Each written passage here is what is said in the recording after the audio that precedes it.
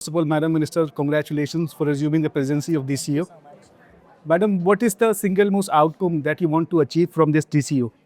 I think one of the core outcomes that we're looking forward to is how can we support the youth in our countries to actually make the best use of technology that there is.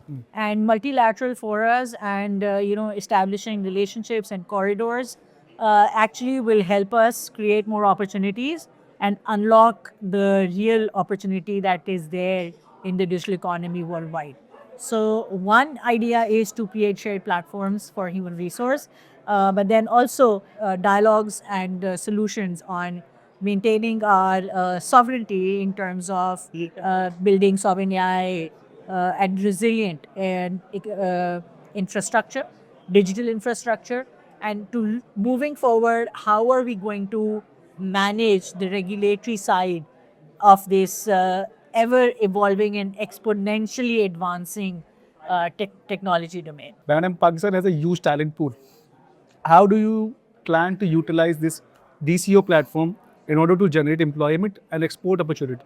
So, one of the core objectives of our government is delivery in terms of employment. Honorable Prime Minister Muhammad Shehbaz Sharif, he takes, I would say, monthly meetings on productive employment of youth. Now, the second part is that once we've trained them, how do we look for the best opportunities that we can for our young people? Already, we're the third or the fourth, we juggle between the third and the fourth largest freelancing country in the world.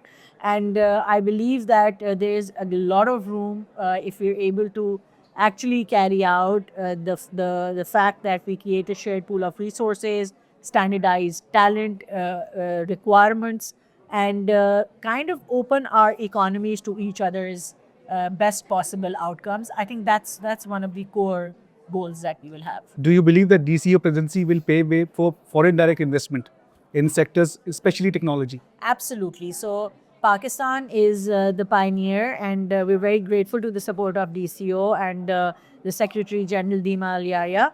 That Pakistan is the owner of the Digital Foreign Direct Investment Forum of the DCO now.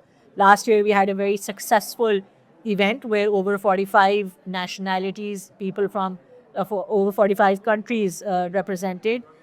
We had decent pledges, almost $700 million to be deployed over the next few years. And that's kind of what we're now executing is this year. And we will redoing the DFDI in September in China.